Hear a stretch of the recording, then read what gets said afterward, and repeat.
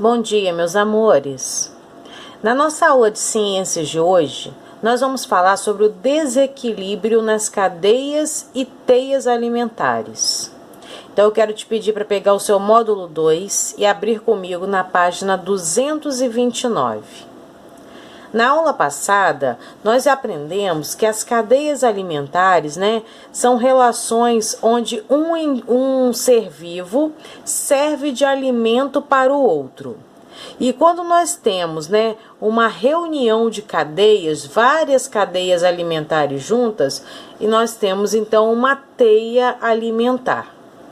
Bem, hoje nós vamos ver que entre as cadeias e teias alimentares acontecem alguns desequilíbrios.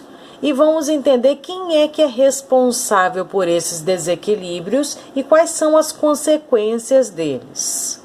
Então me acompanha aqui nessa leitura, olha. A sussuarana é um mamífero carnívoro encontrado em várias regiões do Brasil.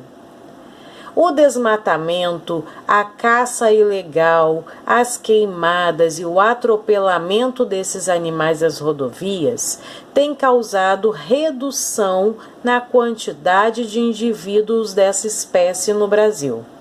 O que ele quer dizer aqui com isso? Está querendo dizer que o número de sussuaranas tem diminuído muito no Brasil. E quem é o responsável por isso? O próprio ser humano, quando ele faz o desmatamento acontecer, quando ele faz a caça ilegal, quando ele provoca as queimadas e o atropelamento desses animais nas rodovias. Tudo isso tem diminuído a quantidade desses indivíduos, no Brasil. E não é só de sussuaranas, não. Nós temos diversos outros animais que têm enfrentado o mesmo problema, enfrentado esses fatores que o ser humano provoca e faz com que o número de espécies vá diminuindo no meio ambiente. Aqui nós temos uma foto de uma sussuarana, e a informação de que ela pode atingir até 2,3 metros de comprimento. É um animal bem grande. Tem duas questões aqui para serem respondidas oralmente. Eu gostaria de falar delas com vocês. A número 1 pergunta assim: como você acha que o desmatamento e as queimadas podem estar relacionados à morte de sussuaranas no Brasil? O que o desmatamento e as queimadas têm a ver com a morte de sussuaranas? Vamos pensar comigo, olha. As queimadas e o desmatamento destroem o habitat das sussuaranas, certo? Destruindo o habitat, destruindo o abrigo delas, as sussuaranas não ficam só sem o abrigo, mas também sem alimento. E aí, nesses casos, esses animais geralmente se deslocam para outras áreas que aumentam as chances deles morrerem, como, por exemplo, as rodovias e as cidades. Quando esses animais enfrentam o desmatamento e as queimadas em seu habitat, eles fogem e fogem para áreas de risco, como as rodovias que causam o atropelamento desses animais e as cidades. É por isso que a gente costuma ver reportagens, dizendo que encontraram cobras, por exemplo, em quintais de casas, encontraram esquilos. Por quê? Porque esses animais silvestres acabam fugindo para as cidades e fugindo de quê? Da própria ação do homem, que vai lá e destrói o habitat desses animais. A segunda questão diz assim: observe novamente a cadeia alimentar da página 222. O que pode acontecer com essa cadeia caso a sussuarana seja removida do ambiente? Volta comigo aqui, olha, dá uma puladinha nas páginas aí do seu livro e volta comigo para a página 222. Nós vamos dar uma relembrada nessa cadeia alimentar para que a gente consiga responder essa pergunta. Olha, a cadeia alimentar é essa aqui: capim, preá, Suçuarana, seres vivos microscópicos. Se lembrou dessa cadeia? A pergunta é: o que pode acontecer com essa cadeia alimentar se as Suçuaranas desaparecerem do meio ambiente? Com a morte das Suçuaranas, o que pode acontecer com essa cadeia alimentar? Primeira coisa que eu quero dizer para você: cada indivíduo é importante numa cadeia alimentar. Então, se as Suçuaranas desaparecem, está desaparecendo um indivíduo muito importante nessa cadeia. A eliminação da Suçuarana, por exemplo, faria aumentar o número de preás. Olha, como as preás servem de alimento para a Suçuarana, se as Suçuaranas começam a morrer, entram em extinção, por exemplo, não tem mais ninguém para se alimentar das preás. Então, o que acontece como consequência? Uma grande quantidade de preás, começa a invadir a vegetação do meio ambiente, consumindo intensamente toda essa vegetação. Porque o capim é uma vegetação e ele serve de alimento para as preás. Se não tem a Suçuarana para equilibrar isso, comendo preás, as preás vão acabar com a plantação, que é o alimento delas. Então, isso aqui é um exemplo de desequilíbrio. A falta de um indivíduo provoca um desequilíbrio no meio ambiente, porque aí acontece isso, nesse caso aqui, as preás vão destruir toda a vegetação, porque não tem ninguém para consumir as preás. Deu para você entender como que o desequilíbrio ocorre, então? Então, vamos voltar lá para a página 229. Pronto. E aí, o que a gente estava falando, olha, cada integrante de uma cadeia alimentar desempenha um importante papel nas relações alimentares. Por isso, a alteração na quantidade de integrantes em uma cadeia pode resultar em desequilíbrio das relações alimentares entre os seres vivos envolvidos. Entendido? O desequilíbrio nas cadeias alimentares pode ser causado por diferentes fatores, entre eles algumas atividades humanas. O ser humano é responsável na maioria das vezes por esse desequilíbrio nas cadeias alimentares. Por quê? Porque ele provoca desmatamento, queimadas, caça, poluição do ambiente, fatores que destroem o habitat e interferem na disponibilidade de alimento e de abrigo. Se os animais têm o seu habitat destruído, ficam sem alimento e sem abrigo, qual é o resultado disso? Muitos seres vivos morrem ou se deslocam para as outras áreas, como a gente falou, rodovias e cidades, por exemplo. Entendido? Bem, na página 230, nós vamos falar sobre as relações ecológicas entre os seres vivos. Nós vimos, até aqui, que os seres vivos, eles interagem uns com os outros para obter, por exemplo, alimento. Nós vimos na aula anterior uma foto de um cavalo e ele estava interagindo com o meio ambiente. De que maneira? Se alimentando, comendo capim. Mas o interessante é que os seres vivos, eles não se relacionam com o ambiente somente por causa de alimentação. Aqui diz que os seres vivos podem se relacionar uns com os outros de diferentes maneiras e não apenas pela alimentação. Então, nós vamos ver, além da alimentação, quais são os outros motivos que levam os seres vivos a se relacionarem.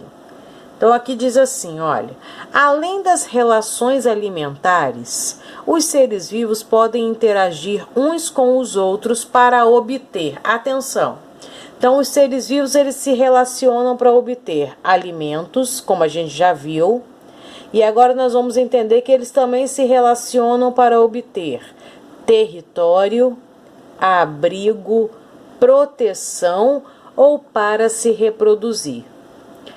Existem interesses entre os animais. Quando eles se relacionam por interesse. Esse interesse pode ser um interesse alimentar, né? Porque eles querem se alimentar. Um interesse por algum território, a disputa por um território. Um interesse por abrigo, por proteção, para proteger a sua espécie, sua família, né, o seu bando, ou para se reproduzir, para ter filhotes. Essas relações são chamadas de relações ecológicas e elas podem ocorrer de duas maneiras. Elas podem ocorrer entre seres vivos de uma mesma espécie, o mesmo bando, ou entre seres vivos de espécies diferentes. E nós vamos ver agora essas relações aqui. A primeira relação que os seres vivos fazem parte é a relação de sociedade. Vamos entender como que acontece essa relação. Nas sociedades, os seres vivos de uma mesma espécie trabalham de maneira cooperativa para o benefício de todos.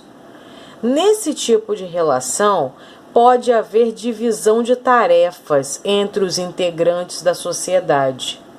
Nas colmeias, por exemplo, existem abelhas responsáveis por cuidar dos ovos, outras que protegem a colmeia e as que trabalham na produção de mel. Esse tipo de relação aqui é a relação, por exemplo, que acontece com as formigas, os cupins e até mesmo nós, seres humanos. Numa sociedade, os seres vivos, eles se ajudam, eles trabalham de forma cooperativa para o benefício de todos, né? É uma equipe, todos os seres juntos trabalhando por um mesmo propósito, para que todos sejam beneficiados. Né? E nesse tipo de sociedade existe divisão de tarefas entre os integrantes da sociedade. Como falou aqui, ó, nas colmeias, por exemplo, né? Tem abelhas responsáveis por cuidar dos ovos, outras que protegem a colmeia, as que trabalham na produção do mel. O que elas estão fazendo? Elas estão formando uma sociedade. Entendido? Ó, aqui nós temos a legenda, ó, abelhas trabalhando na produção de mel e no cuidado das larvas em desenvolvimento. Então, essa é a primeira relação que um ser vivo pode fazer parte. Sociedade. Nós, seres humanos, por exemplo, fazemos parte desse tipo de relação aqui. Por quê? Porque a gente trabalha de forma cooperativa, a gente se ajuda, né? A gente divide as tarefas. Nós temos esse estilo de relação, de sociedade. A segunda relação que os seres vivos mantêm é a de competição. A competição pode ocorrer entre indivíduos de uma mesma espécie e entre indivíduos de espécies diferentes. E como que acontece a competição? É como o próprio nome diz, os seres vivos envolvidos podem competir. Por isso é chamado de competição, porque os seres vivos eles competem. E por que eles competem? Por alimento, por abrigo e território. Existe uma competição, tanto entre seres da mesma espécie, quanto entre seres de espécies diferentes. E eles entram numa competição para conquistar isso, alimento, abrigo, território. E às vezes eles competem também por parceiros para a reprodução. E isso acontece no caso de indivíduos da mesma espécie, do mesmo bando, aonde os machos, por exemplo, competem pela fêmea, né, para ter o direito da fêmea, para que eles consigam ter filhotes, se reproduzirem. Aqui diz que, de modo geral, a competição resulta em prejuízos para todos os envolvidos na relação. Isso porque até o que vence a competição pode sair machucado ou desgastado dessa interação. Nós temos aqui um exemplo, olha, o antílope, né? Aqui mostra que os machos de antílope competem por território no deserto lá da África do Sul. Aqui, quem sai vencedor tem o direito de ficar nesse território e quem perde tem que sair. E o que acontece? Que mesmo não morrendo, os dois saem prejudicados, porque saem feridos, saem muito machucados dessas competições. Entendido? Bom, tem uma pergunta aqui, oral, para ser respondida oralmente também, que pergunta assim: você acha que as plantas competem umas com as outras? O que você acha?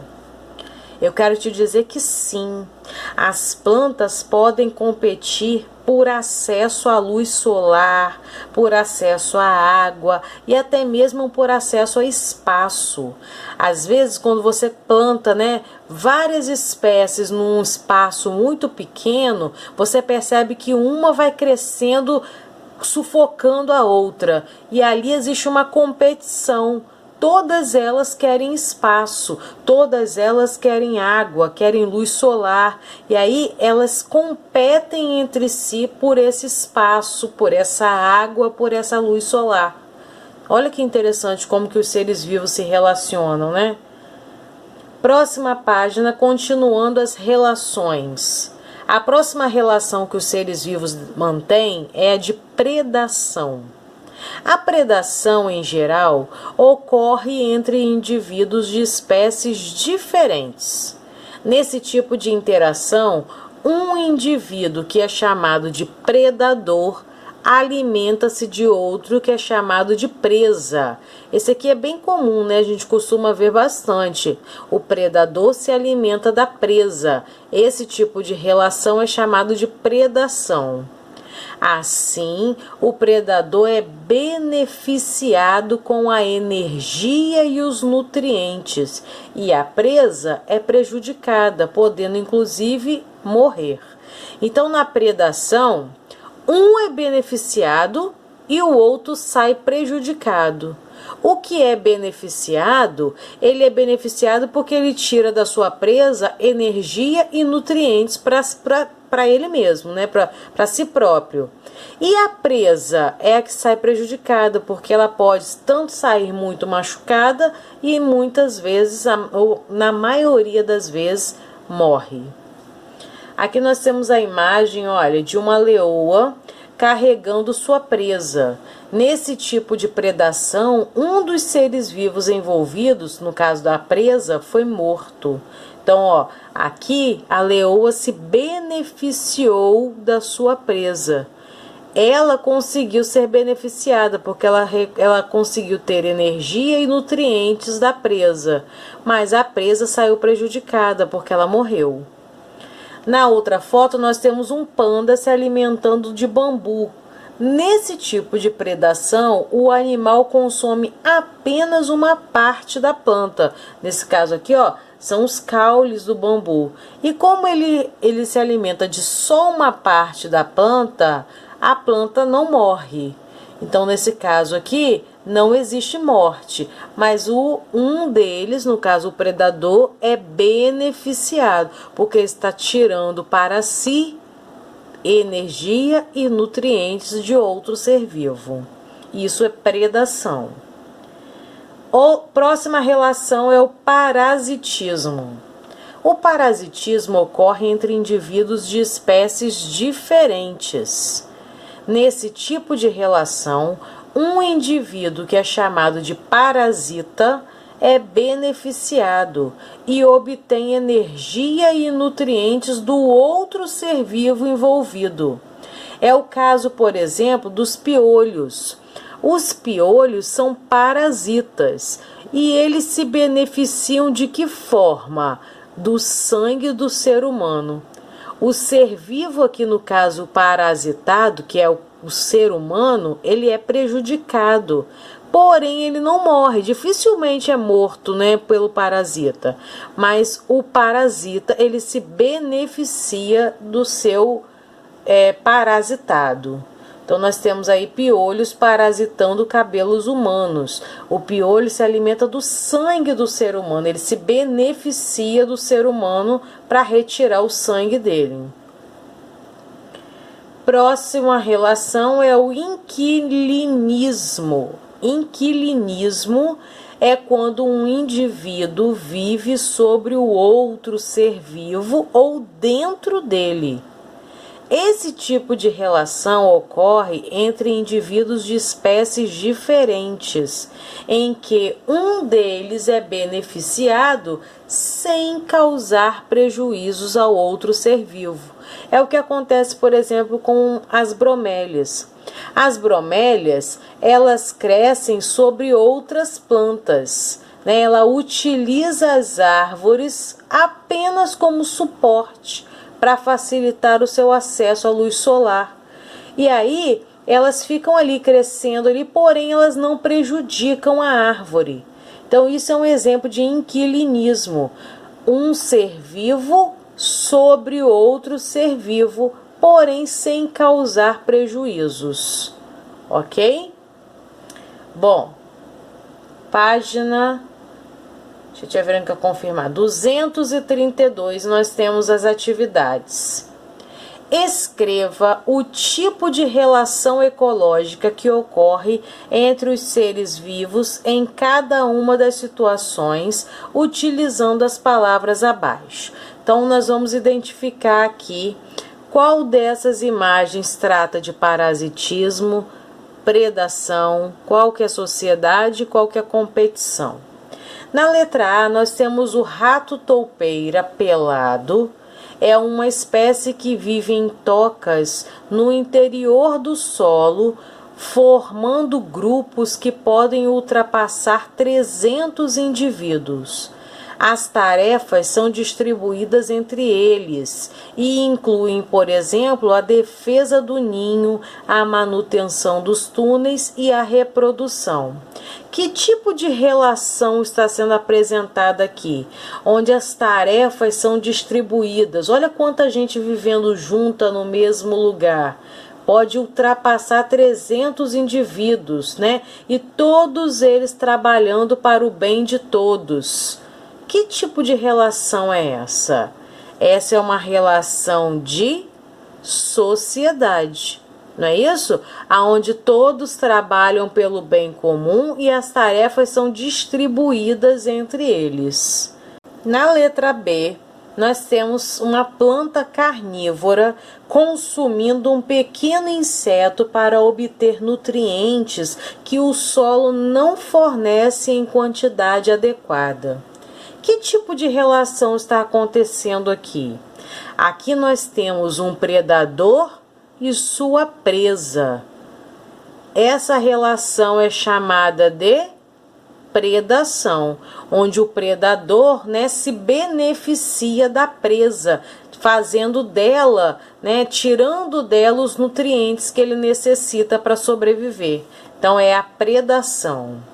Na letra C, nós temos aqui, no período reprodutivo, muitos elefantes marinhos do sul se enfrentam para disputar as fêmeas. Que tipo de relação, né, os animais se enfrentam, competem entre si?